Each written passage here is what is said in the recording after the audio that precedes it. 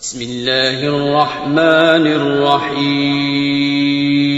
شروع اللہ کا نام لے کر جو بڑا مہربان نہایت رحم والا ہے۔ ان الحمد للہ والصلاة والسلام علی من لا نبی بعد۔ برائی کا حکم دیتے ہیں اور برائی سے منع کرتے ہیں، تو اللہ تعالی ہمیں یہ صفت نصیب فرمائے جس انسان کو یہ اعزاز ملا کہ وہ برائی سے روکتا ہے اور اچھائی کا حکم دیتا ہے۔ نبی علیہ السلام نے فرمایا جو اچھائی کا کسی کو حکم دیتا ہے، جتنے لوگ اس اچھائی کے اوپر عمل کریں گے ان تمام لوگوں کے اعمال صالح کا اجر اس انسان کے نام اعمال کے اندر جائے گا۔ اور برائی سے روکتا ہے تو جتنے لوگ گناہ سے روکیں گے، برائی سے روکیں گے، ان کا رکنے والا اجر بھی اس کے نام اعمال کے اندر ہی جائے گا، اور ان کے اعمال صالح کے اندر اجر کے اندر کمی نہیں آئے گی۔ اس کے بعد اللہ تعالی نے غزوہ بدر کا تذکرہ فرمایا، غزوہ احد کا تذکرہ فرمایا، اور پھر اللہ تعالی نے اس کے ساتھ ساتھ یہ عظیم کامیابی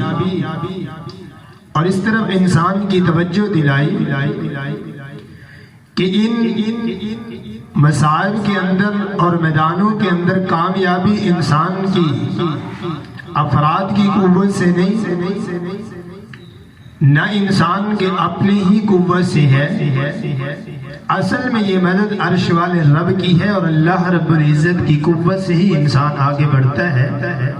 قالوا حسبنا اللہ، اور حکم دیا گیا کہ تم کہو ہمارے لیے اللہ ہی کافی ہے۔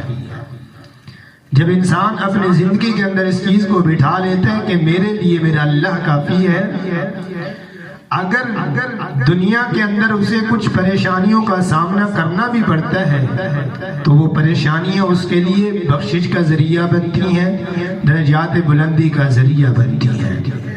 اصل میں کامیاب وہی ہے، اور یہ ایسا عظیم کامیاب ہے کہ دنیا والوں کو نگاہوں کے اندر چاہے وہ جتنا ہی کمزور ہو، عرش والے رب کی نگاہ میں وہ کمزور نہ ہو، اللہ اسے عزت دے تو ساری دنیا بھی مل جائے اسے رسوا نہیں کر سکتی۔ اور یہ غزوہ بدر ہمیں یہ سبق دے رہا ہے کہ ایک طرف ہزاروں کا لشکر تھا، 1000 سے اوپر کا لشکر ہے، بعض نے 1300 بیان کیے، بعض نے 1000 بیان کیے، تو ایک طرف 313 ہے۔ عرش والے رب کی مدد شامل حال رہی تو اللہ تعالی نے ان 1300 کو بھی شکست دے دی اور پیغام دیا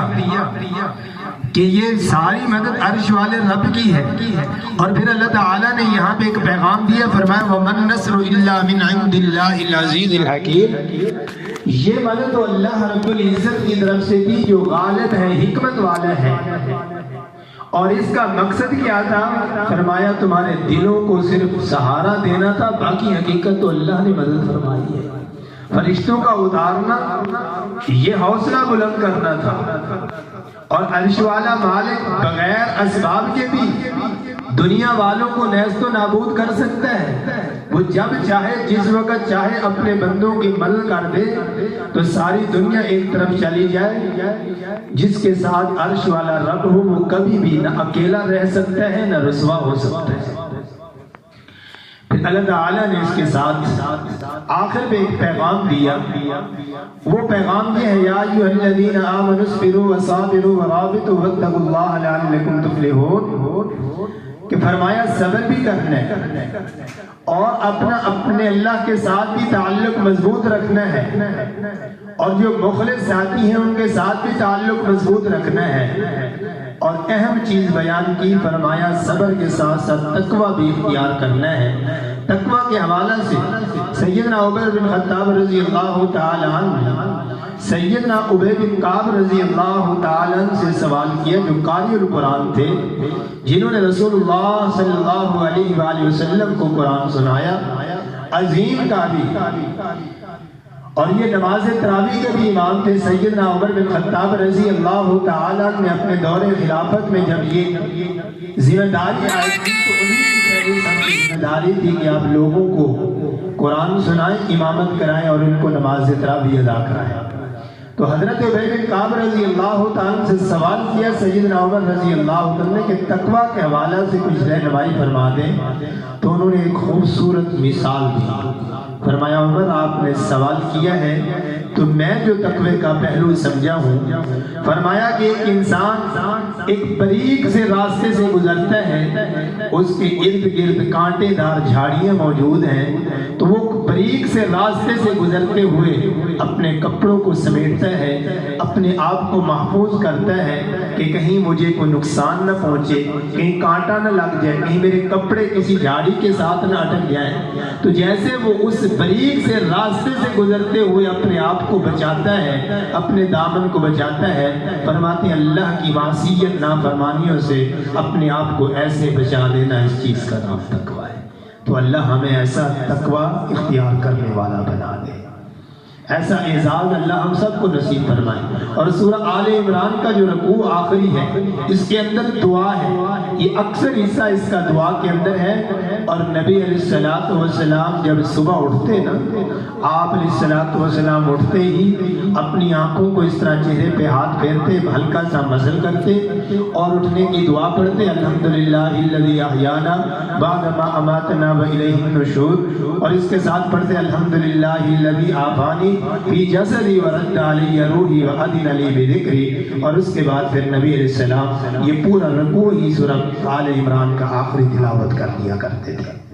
تو یہ ایک اعزاز ہے، اللہ ہم سب کو توفیق دے، یعنی کہ اٹھتے وقت یہ دعا ہے اللہ کے سامنے، اور اللہ کی نشانیاں بھی اس کے اندر موجود ہیں۔ اور ان میں ایک بڑی اہم نشانی بیان کی، ما خلقت ھذا باطلا، اللہ فرماتے ہیں جو اللہ والے ہیں، جنہوں نے اپنے اللہ کو پہچانا ہے، وہ اللہ کی ہر تخلیق پر فکر کرتے ہیں، غور کرتے ہیں، تدبر کرتے ہیں، اور ساتھ کہتے ہیں اللہ آپ نے کوئی چیز بھی بے مقصد نہیں بنائی، آپ کی ہر تخلیق کے اندر کوئی نہ کوئی مقصد موجود ہے۔ وہ ہمیں سمجھ آئے یا نہ ہے، ہماری سمجھ سے بالا تر ہو سکتی ہے، لیکن اس کا مقصد کوئی نہ کوئی ضرور ہے۔ پھر اللہ تعالی نے سورۃ النساء کے اندر خواتین کے حقوق بھی بیان کیے، اور تقوی کا درس بھی دیا، صلہ رحمی کا درس بھی دیا، رشتوں کو جوڑنے کا درس بھی دیا، اور اس کے ساتھ ساتھ اللہ تعالیٰ نے مرد اور عورتوں کی ذمہ داریاں بیان کی۔ مرد کو اختیار دیا کہ بے یک وقت 4 عورتوں سے نکاح کر سکتا ہے، اپنے گھر کے اندر رکھ سکتا ہے، اور ساتھ پابند کیا کہ اگر اسے یہ خدشہ ہو کہ وہ انصاف نہیں کر سکے گا، فَإِنْ خِفْتُمْ، اگر اسے یہ خوف ہو کہ میں انصاف نہیں کر پاؤں گا، تو فرمایا پھر اس کے لیے ایک ہی بہتر ہے، اسی کے ساتھ اپنی زندگی بسر کرے۔ اور پھر اللہ تعالیٰ نے حرمت والے رشتوں کا بھی ذکر کیا، اور وراثت کو بھی اللہ تعالیٰ نے تفصیل کے ساتھ بیان کیا۔ اللہ نے عورتوں کے بھی حصے بیان کیے، مردوں کا بھی حصہ بیان کیا، اور عورتوں کے لیے پابند کر دیا کہ اللہ نے جو ان کا نصف حصہ رکھا ہے مرد کی نسبت، وہ ان کو ادا کر دیا جائے۔ پھر ساتھ اللہ تعالیٰ نے یتیموں کے مال کے حوالے سے بڑی تنبیہ کی، آگاہ کیا، فرمایا کہ جو ان کا مال کھا جاتے ہیں وہ یہ نہ سمجھیں کہ دنیا کا مال کھا رہے ہیں، فرمایا یأکلون فی بطونہم نارا، وہ آگ کے انگارے ہی اپنے پیٹ کے اندر بھر رہے ہیں، وَسَيَصْلَوْنَ سَعِیرًا، اور ایک دن آئے گا کہ ان کو آگ کے اندر ہی داخل کر دیا جائے گا۔ پھر اللہ تعالیٰ نے وراثت کو بیان کرنے کے بعد فرمایا یہ اللہ کی حدود ہے، جو ان کی حفاظت کرے گا وہ اللہ کی جنت میں جائے گا، جو ان کو پامال کرے گا فرمایا اس کے لیے رسوا کرنے والا عذاب ہے۔ اس کے ساتھ پھر اللہ تعالیٰ نے حرمت والے رشتے بیان کیے ہیں جن سے انسان نکاح نہیں کر سکتا، فرمایا کہ تمہاری مائیں، بیٹیاں، بہنیں، پھوپھیاں، خالیں، بھتیجیاں، بھانجیاں، رضائی مائیں، رضائی بہنیں، ساس، ستیلی بیٹیاں اور بہو فرمایا یہ وہ رشتے ہیں جو حرمت والے ہیں، ان کے ساتھ کسی بھی صورت نکاح نہیں ہو سکتا۔ آگے اللہ تعالیٰ نے 5ویں سپارے کے اندر اعتدال کا حکم دیا، عدل اور انصاف کا حکم دیا، اس کے ساتھ انسان کی برتری کو بیان کیا کہ انسان کو اللہ نے قوی بنایا، قوام بنایا ہے، حاکم بنایا ہے، ذمہ داریاں عائد کی ہیں، اور عورت کو کہا کہ آپ کے شوہر کی آپ کے اوپر یہ ذمہ داریاں ہیں کہ اس کے مال کی حفاظت کرنا، اس کی اولاد کی حفاظت کرنا، اس کے بستر کی حفاظت کرنا، اور اس کے بستر پر کسی ایسے فرد کو نہ آنے دینا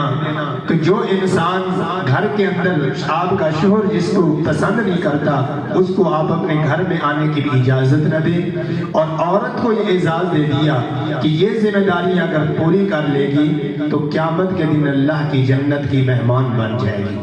اور پھر اللہ تعالیٰ نے یہاں پہ ایک اصول بیان کر دیا مرد کے لیے بھی کہ اگر عورت اس کے ساتھ اچھے طریقے سے نباہ نہیں کرتی تو فرمایا 2 فرد مرد کی طرف سے ہونے چاہیے اور 2 عورت کی طرف سے ہونے چاہیے، اس کو سمجھایا جائے، اچھے طریقے سے ایک راستہ ڈھونڈا جائے۔ اور اللہ تعالیٰ نے اس کے اندر بھی ایک ذمہ داری دی، فرمایا کہ اگر وہ بات کو سمجھتی نہیں ہے، مسائل مشکلات کھڑے کرتی ہے، پہلی بات فرمایا اسے سمجھا دیا جائے۔ اگر وہ گفتگو سے نہیں سمجھتی فرمایا اس سے بستر اپنا الگ کر دیا جائے۔ اگر وہ خاندانی ہوئے گی اور باحیا ہوئے گی اور احساس رکھنے والی ہوئے گی تو وہ اس چیز سے احساس کرے گی، سمجھے گی کہ میرے زندگی کے ساتھی نے میرے سے بستر الگ کیا ہے، وہ معذرت کر کے اپنا گھر آباد کر لے گی۔ اور آخری پھر فرمایا کہ اگر اس سے بھی نہیں تو اسے ہلکی پھلکی سزا دی جائے، اگر اس سے بھی نہیں تو پھر برادری میں سے 2 افراد بٹھائے جائیں۔ اگر اس کے بعد بھی کوئی حل نہ نکلے تو آخر پہ اللہ نے ایک حل رکھا ہے جس کو طلاق کہتے ہیں۔ لیکن معاشرے کے اندر بدقسمتی ہے کہ پہلا سٹیپ ہی طلاق سے ہوتا ہے، بعد کے اندر بھی ساری باتیں ہوتی ہیں، سمجھانا بھی بعد میں ہوتا ہے اور مسائل کا حل بھی بعد میں ہوتا ہے۔ یہ حل نہیں ہے، دین نے پہلے سمجھانے کا حل دیا ہے، آخری جا کے دیا ہے اس لیے سٹیپ کہ اب مرد ساری زندگی اپنی خوار نہ کرے ایک عورت کے پیچھے جو بالکل بسنا ہی نہیں چاہتی، اپنے گھر میں رہنا ہی نہیں چاہتی، تو اس کے پیچھے اپنی زندگی کیوں برباد کرتے ہیں۔ ایسی عورت کو اختیار دے دیا کہ اگر زندگی نہیں گزر رہی تو پھر آپ علیحدگی اختیار کر لیں۔ اس کے اندر بھی شرط رکھی کہ اگر اللہ کی حدود کو پورا نہ کرنے کا ڈر ہو،